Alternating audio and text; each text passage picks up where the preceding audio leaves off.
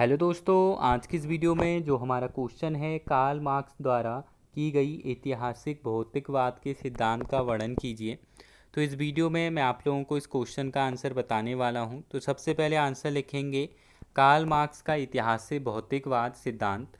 इसमें लिखेंगे परिचय हेडिंग। इसमें लिखेंगे कार्ल मार्क्स ने समाज और उसके विकास को समझाने के लिए ऐतिहासिक भौतिकवाद का सिद्धांत प्रस्तुत किया। यह सिद्धांत बताता है कि समाज का विकास भौतिक परिस्थितियों, विशेष रूप से आर्थिक उत्पादन प्रणाली और वर्ग संघर्ष के आधार पर होता है। मार्कस के अनुसार इतिहास की गति विचारों से नहीं बल्कि अर्थव्यवस्था और उत्पादन प्रणाली से निर्धारित होती है।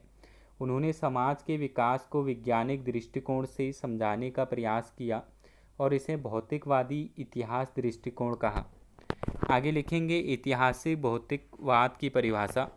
ऐतिहासिक भौतिकवाद इस विचार पर आधारित है कि मनुष्य का सामाजिक अस्तित्व उसकी चेतना को निर्धारित करता है, न कि चेतना सामाजिक अस्तित्व को। अर्थात समाज में मौजूद आर्थिक और भौतिक स्थितियाँ यह तय करती हैं कि लोग क्या सोचते हैं और कैसे व्यवहार करते हैं।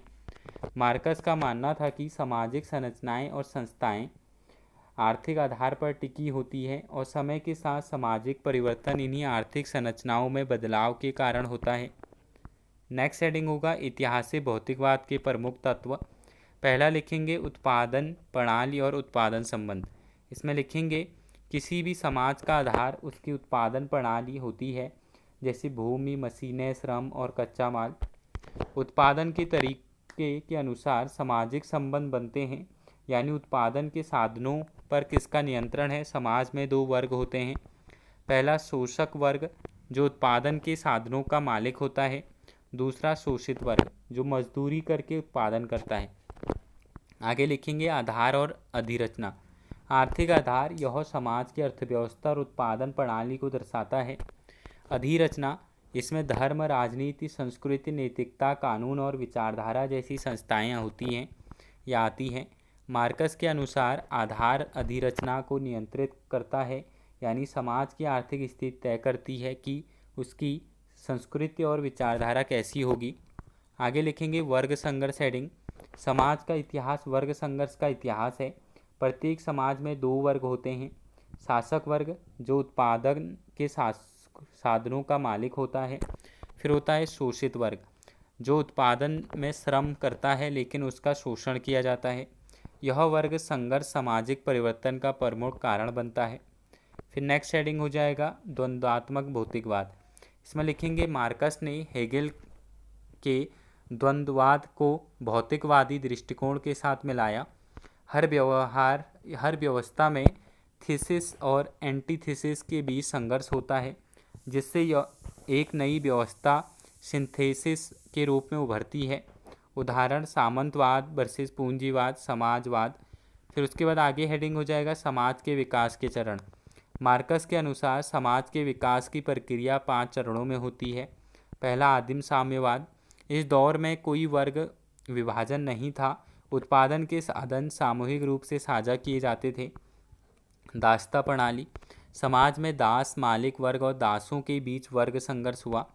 सामंतवाद हेडिंग। इसमें जमींदार और किसान वर्ग बने, जहां किसान श्रम करते थे और जमींदार लाभ कमाते थे। फिर पूंजीवाद। उद्योगपति और मजदूर के बीच संघर्ष होता है। फिर लिखेंगे समाजवाद और साम्यवाद। मजदूर वर्ग क्रांति करके उत्पादन के साधनों को समाज के नियंत्रण में ले आता है, जिससे वर्गहीन समाज की स्थापना होती है। नेक्स्ट हेडिंग ऐतिहासिक भौतिकवाद की आलोचना। पहला हेडिंग होगा आर्थिक कारकों पर अधिक जोर। आलोचकों का मानना है कि मार्कस ने समाज के विकास में सिर्फ आर्थिक कारणों को ही महत्वपूर्ण बताया, जबकि संस्कृति, राजनीति और विचारधारा भी समाज में परिवर्तन लाने में भूमिका निभाते हैं।